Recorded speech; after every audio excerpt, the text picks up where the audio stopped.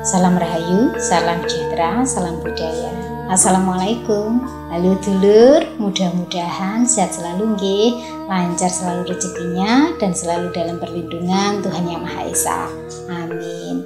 Dulur, tayangan kali ini kita bahas mengenai waspada 5 jebakan spiritual yang sering terjadi dan sering dialami oleh kebanyakan orang, namun tidak merasa atau tidak diketahui. Wilujeng Rahayu, sugeng midhangetaken.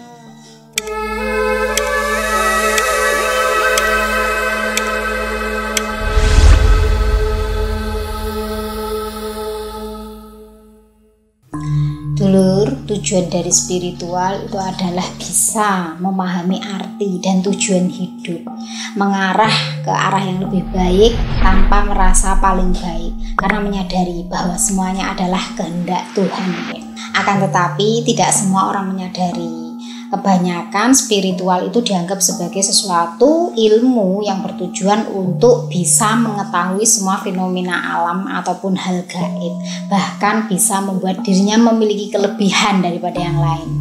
Padahal dengan spiritual kita bisa belajar untuk mengenali diri dan untuk mencapai kesempurnaan hidup.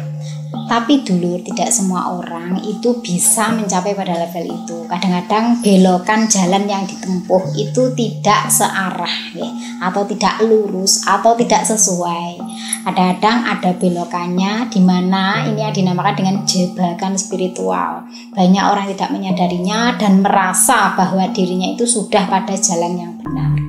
Akan tetapi bukan berarti kita menjustifikasi bahwa orang yang melakukan spiritual jika berbeda dengan kita, artinya mereka tersesat. Kita tidak boleh menyesatkan orang lain dengan dalih kita yang paling benar gitu lur. Harus menghargai karena setiap keyakinan itu memiliki tata caranya masing-masing.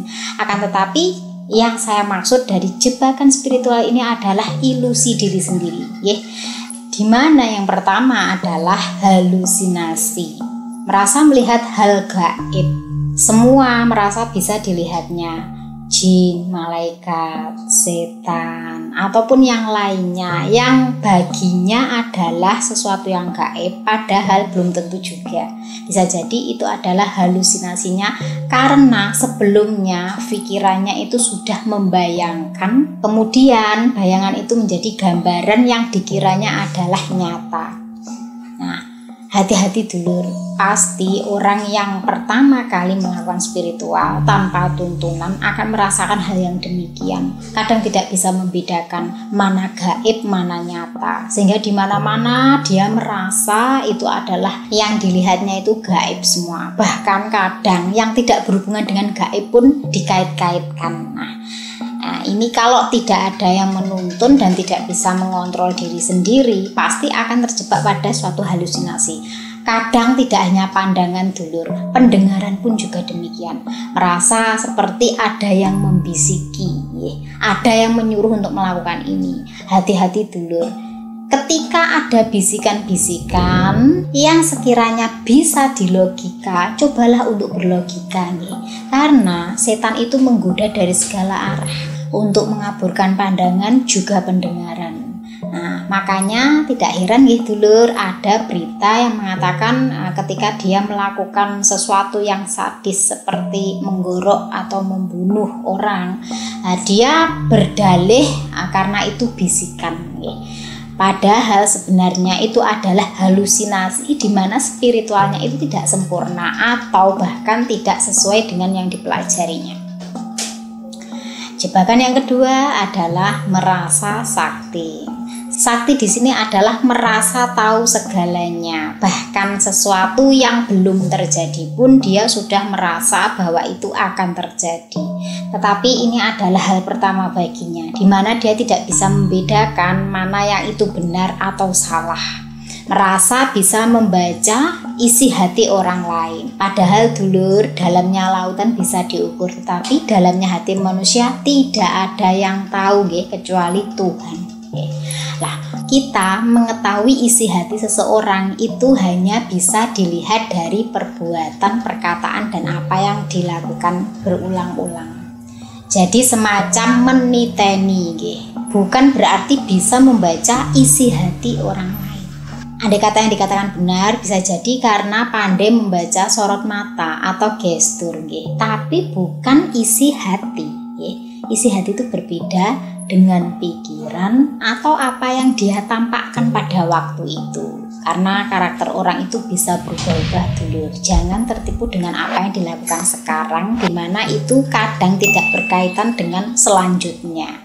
Merasa sakti ini berbeda dengan ilmu titen dulur. Kalau ilmu titen itu ada karena mengamati, dan itu tidak sekali dua kali, bisa berkali-kali dan hasilnya sama, sehingga dibuatlah rumus yang namanya ilmu titen. Tapi kalau merasa sakti itu belum tentu benar ramalannya ataupun perkataannya. Dan juga ada kata pasti. Nah, pasti ini artinya mendahului dulur. Jadi pandangan apapun walaupun itu benar, tidak boleh menggunakan kata pasti, karena pasti artinya mendahului. Yang ketiga yaitu gangguan kepribadian atau mementingkan diri sendiri. Dulur, orang yang melakukan spiritual itu bukan untuk memberi makan egonya ya, dimana apa yang diucapkan harus dipercaya, segala perintah maupun keputusannya harus diikuti. Tidak seperti itu gitu lur. Karena orang yang justru pelaku spiritual sejati itu seperti padi, makin lama makin berisi dan merunduk, bukan malah dangak. Lek dangak ini jenis padi ini gabuk, bahkan tidak ada isinya. Kemudian yang keempat adalah fanatik atau fundamental keyakinan, di mana dirinya merasa paling benar, sehingga sikapnya ini mengarah pada menyalahkan, memandang rendah, dan mengecam praktik spiritual yang berbeda dengannya. Orang yang paling merasa benar spiritualnya itu justru orang yang paling salah. Karena begini dulur, keyakinan semua orang itu beda-beda. Di negara kita diakui beberapa keyakinan, di mana praktik spiritualnya juga berbeda. Ketika diri merasa lebih benar, merasa lebih bertuhan, merasa lebih tinggi, merasa lebih suci, ya, ini yang paling berbahaya. Karena sebenarnya ada sifat kesombongan di situ, dan sifat kesombongan ini tidak lain adalah sifat iblis, yang mana iblis itu lebih pandai daripada kita manusia ya. Bumi mana yang belum pernah dibuat sujud oleh iblis? Jangan lupakan sejarah Azazil, di mana kesombongannya yang menjatuhkan dan menggelincirkannya hingga sampai hari akhir pun dia divonis menjadi penghuni neraka. Nah, kadang-kadang manusia dulur kalau sudah merasa spiritualnya tinggi, merasa diri itu paling berharga, paling suci, paling tinggi derajatnya daripada yang lain. Nah, ini justru yang merendahkan spiritualnya sendiri dulur. Kita tidak boleh memandang rendah siapapun, karena konsep spiritual adalah mendekatkan diri pada Tuhan. Maka jangan pernah ada sedikit pun rasa kesombongan. Dan jebakan spiritual yang kelima, waspada dulur, yaitu mencari validasi atau pengakuan, di mana diri ingin diakui sebagai orang yang terpilih, orang yang hebat, orang yang sudah mencapai kesempurnaan sehingga orang lain tunduk kepadanya. Padahal sejatinya mencapai kesempurnaan spiritual itu hanya Tuhan yang menilai, dan kita yang merasakan manfaat dari apa yang kita lakukan. Bukan mencari pengakuan dari orang lain bahwa kita ini adalah orang yang hebat, orang yang terpilih, orang yang paling suci. Padahal semua manusia itu sama dulur derajatnya. Yang membedakan itu adalah imannya. Akan tetapi bukan berarti kita harus membanding-bandingkan keyakinan.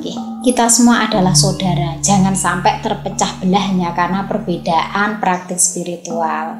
Jangan mengusik mengganggu keyakinan orang lain, dan jangan lupakan lakum dinukum waliyadin. Saya Fitrika, salam rahayu, wassalamualaikum warahmatullahi wabarakatuh.